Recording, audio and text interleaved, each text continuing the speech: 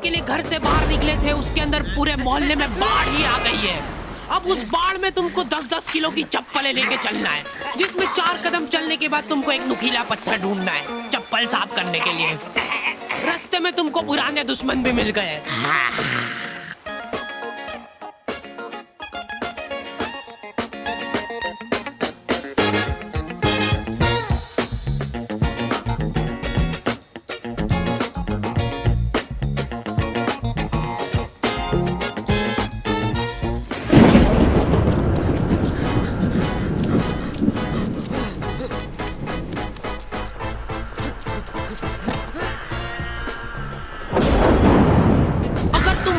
में भीग के घर पे आए हो, तुम्हारी मम्मी दरवाजे पे ही टॉवेल लेके खड़ी है। सिर पोंछवा जल्दी। मम्मियों को बस ऐसा लगता है कि सिर गीला नहीं होना चाहिए, बाकी भले हाथ पैर टूटे हो चलेगा। मैं जब रास्ते से आ रहा था तब 4-5 कुत्तों ने मेरे को घेर लिया और पत्थर मारे, मेरे को दौड़ा दौड़ा के कुत्तों जैसा मारा और फिर उसके बाद मेरे ऊपर कूद के चल गए सब। उनमें से एक को तो आ भी नहीं रही थी, उसने उसके शरीर का पूरा जोर लगा दिया, बाकी सब कुत्ते उसका पेट दबा रहे थे जोर से।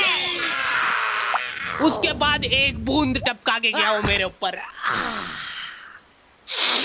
ठीक है, बाल पोंछवा ले पहले।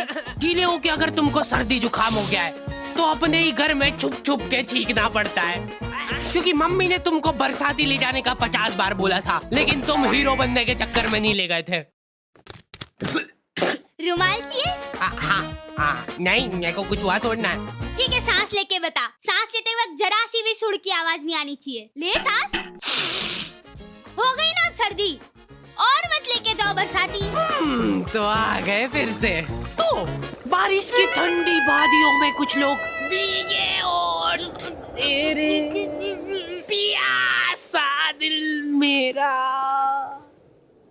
यार कितना रोमांटिक मौसम हो रहा है, जिसको तुम गाना गा के बिगाड़ रहे हो। फेंको इसको।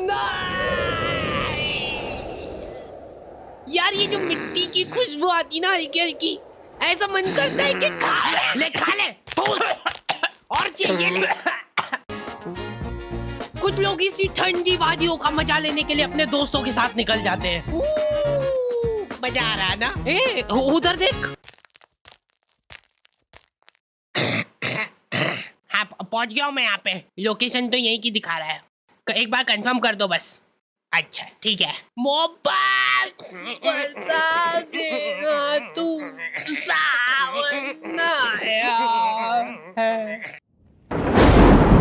बाढ़ आ गई और ये 5 जन एक छाता लेके गए, वो भी अभी खुल नहीं रहा है। खोलना जल्दी। अरे हाँ खोल रहा हूँ। इधर आंधी तूफान आ गया, इनके साथ ही उड़ गए और इनका छाता ही नहीं खुल रहा है। ये खुला खुला खुला खुला। आखिरी में सिर पे पन्नी बांध के आ रहे सबके सब वापस। उसमें भी गाड़ी के इंजन में पानी घुस गया है। हाँ अभी हो जाएगा, रुको। चलो कम से कम बारिश तो रुकी थोड़ी। ओए वो देखो रेनबो। अरे वानी नीचे देखो। सुंदर तो है, सुंदर तो है। अपनी गाड़ी का ऑयल टैंक फूट गया है। लेकिन ऐसे मौसम में अंकल जी लोग बिल्कुल रिस्क नहीं लेना चाहते। ये लोग सिर से पैर तक बरसाती पहन के निकल रहे हैं घर से, फिर भी इन लोगों को जान का खतरा रहता है, क्योंकि पूरा मुंह पैक पुक करके निकले ये लोग। सामने का कुछ दिख ही नहीं रहा इनको, अंदाजे से गाड़ी चला रहे हैं।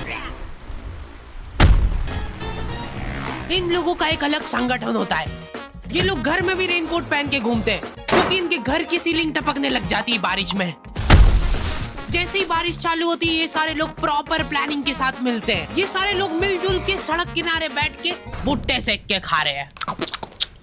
भैया बारिश बंद हो गई क्या? अरे देख थोड़े ना आ गया मेरे को। इधर बारिश में घर के सारे कीड़े मकोड़े कोने में से बाहर निकल जाते हैं। इनको हाथों हाथ मारने का मन करता है मेरा। ये बेचारे नन्ही सी जान है और तुम इनको मारने की बातें कर रहे हो। ये कुछ बोल नहीं सकते तो क्या हुआ? तुम इन बेजुबानों पे इतना अत्याचार।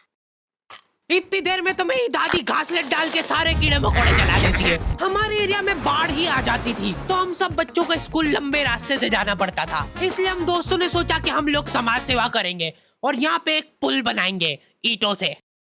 5-10 दिन तक दिहाड़ी करने के बाद हमारा पुल रेडी था, पर उस सरकारी पुल का भरोसा नहीं था, क्योंकि हम लोग जब डेमो दे रहे थे तब हमारा टीम मेंबर ही अंदर गिर गया था।